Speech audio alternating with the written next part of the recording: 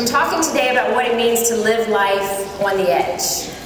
And when I was asked to speak on that, I really thought about what it means to be a person who is on the edge, and to envision, if you can even think in your mind, if you think about someone who lives life on the edge, what picture comes to your mind? What is the portrait that comes into your mental cortex? When I thought about that person, I actually didn't initially think about a woman.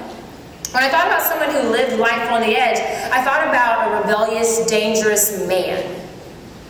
Because that's what we think about when we think of someone who is allowed to live on the edge.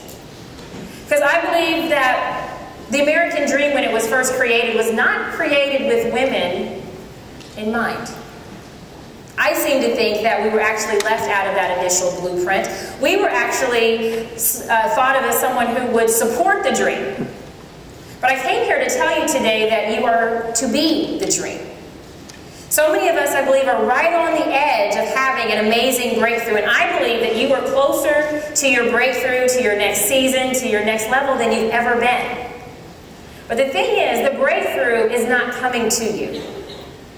And if we can get this one thing as women, I believe that we can enter into this place that I call living on the edge.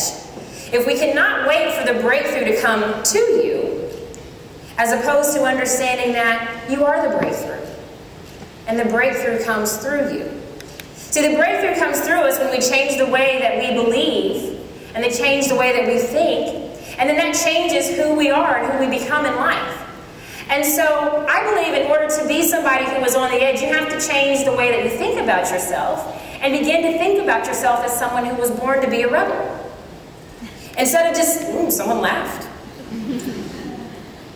Because it's against what we're taught that we're supposed to be. You see, people ask, well, how did you end up on The Apprentice, Marshawn? How did you end up on the stage at Miss America? How did you do so many of these different things? And I've been really blessed. Have great family, great parents, great support system. But even with that, a lot of people have that and they still stay in their comfort zone. I see myself as a rebel. I've decided that it's okay to be a rebel.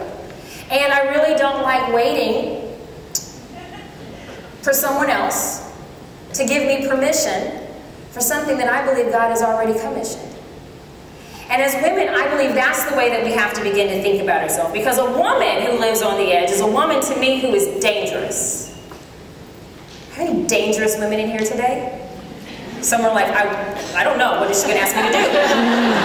She's already sung, she's asked me to hug, she's really funny. No. So a woman who lives on the edge is a woman who is dangerous.